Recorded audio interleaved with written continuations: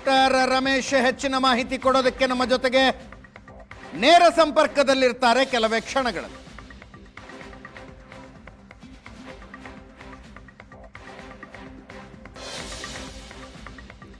ಲೋಕಸಭಾ ಚುನಾವಣೆಗಳಿಗಿಂತ ಮೊದಲು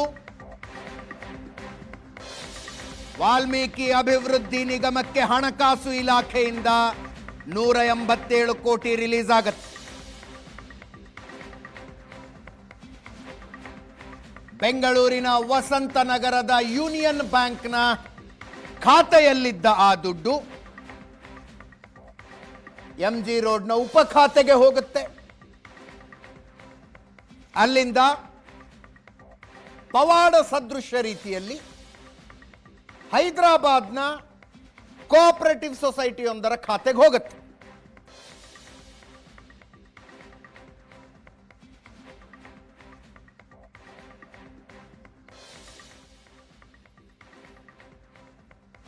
ಅಲ್ಲಿಂದ ವಿವಿಧ ಮಾರ್ಗಗಳ ಮೂಲಕ ಆ ದುಡ್ಡು ಕ್ಯಾಶ್ ಆಯಿತು.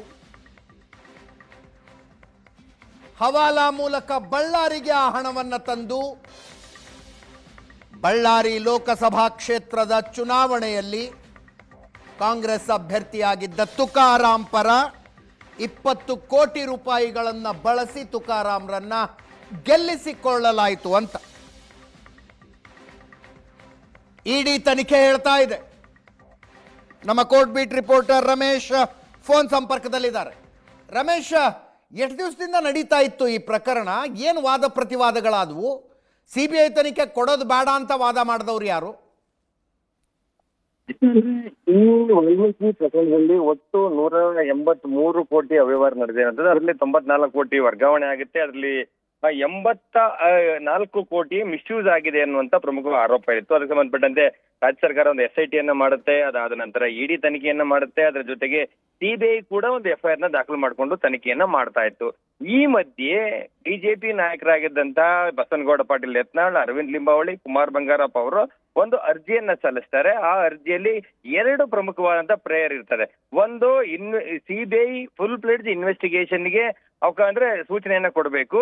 ಅದರ ಜೊತೆಗೆ ಹೈಕೋರ್ಟ್ ಮಾನಿಟರ್ಡ್ ಇನ್ವೆಸ್ಟಿಗೇಷನ್ ಆಗಬೇಕು ಅನ್ನುವಂಥದ್ದು.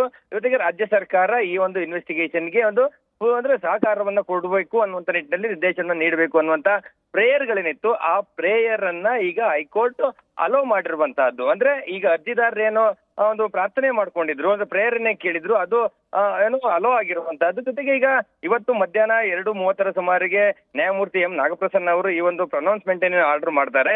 ಏನು ಪೆಟಿಷನರ್ ಒಂದು ಪ್ರೇಯರ್ ನಿತ್ತು, ಆ ಪ್ರೇಯರ್ ಗಳನ್ನ ಅಲೋ ಮಾಡಿದ್ದೇನೆ, ಇನ್ನುಳಿದಂತೆ ಹೆಚ್ಚಿನ ಮಾಹಿತಿಯನ್ನ ಈ ಒಂದು ಏನು ಆದೇಶದ ಪ್ರತಿ 5:30ಕ್ಕೆ ಅಪ್ಲೋಡ್ ಆಗುತ್ತೆ, ಅದಕ್ಕೆ ನೀವು ನೋಡ್ಕೊಳ್ಬಹುದು ಅನ್ನುವಂಥದ್ದು. ಅಂದ್ರೆ ಇನ್ನೊಂದಷ್ಟು ಮಾಹಿತಿಗಳು ಈಗ ಇನ್ನೇನು ಅಧಿಕೃತವಾದಂತ ಆದೇಶದ ಪ್ರತಿ ಸಿಕ್ಕಷ್ಟೇ ಗೊತ್ತಾಗಬೇಕಾಗಿರುವಂತದ್ದು. ಆದ್ರೆ ಈ ಅರ್ಜಿದಾರರು ಕೇಳಿದಂತ ಪ್ರೇಯರ್ಗಳೇನಿತ್ತು, ಹೈಕೋರ್ಟ್ ಮಾನಿಟರ್ ಇನ್ವೆಸ್ಟಿಗೇಷನ್ ಆಗಬೇಕು, ಸಿಬಿಐ ಫುಲ್ ಬ್ಲೇಡ್ ಇನ್ವೆಸ್ಟಿಗೇಷನ್ ಆಗಬೇಕು, ಜೊತೆಗೆ ರಾಜ್ಯ ಸರ್ಕಾರ ಇದಕ್ಕೆ ಒಂದು ಸಹಕಾರವನ್ನ ಕೊಡಬೇಕು ಅಂತೇಳಿ ನಿರ್ದೇಶನ ಮಾಡಬೇಕಿತ್ತು. ಆ ಎಲ್ಲಾ ಪ್ರೇಯರ್ಗಳನ್ನ ಹೈಕೋರ್ಟ್ ಈಗ ಮಾನ್ಯ ಮಾಡಿದೆ. ಆ ಮೂಲಕ ಸಿಬಿಐ ಇನ್ವೆಸ್ಟಿಗೇಷನ್ ಅನ್ನ ಕಂಟಿನ್ಯೂ ಮಾಡುತ್ತೆ. ಜೊತೆಗೆ ಈಗಿರುವಂತ ಪ್ರಶ್ನೆ ಅಂದ್ರೆ ಈಗೇನು ಸಿಐಡಿ ಅಂದ್ರೆ SIT ಒಂದು ತನಿಖೆಯನ್ನ ಮಾಡ್ತಾ ಇತ್ತು, ಆ ಇನ್ವೆಸ್ಟಿಗೇಷನ್ ನಿಲ್ಲಿಸಬೇಕಾ ಅಥವಾ ಅವರು ಕಂಟಿನ್ಯೂ ಮಾಡ್ಬೇಕಾ ಅನ್ನುವಂತ ವಿಚಾರದಲ್ಲಿ ಅಂದ್ರೆ ಅಂತಿಮ ಆದೇಶದ ಪ್ರತಿ ಸಿಕ್ಕ ನಂತರ ಆ ಒಂದಷ್ಟು ವಿಚಾರಕ್ಕೆ ಮಾಹಿತಿಗಳು ಕ್ಲಾರಿಟಿ ಸಿಗಬೇಕಾಗಿರುವಂತಹದ್ದು. Ajith, so final judgement copy ಬಂದ ಮೇಲೆ ಅದು ಗೊತ್ತಾಗುತ್ತೆ. ಹೌದು. Yes, thank you so much Ramesh, ನಿಮ್ಮ ಎಲ್ಲ ಮಾಹಿತಿಗೆ.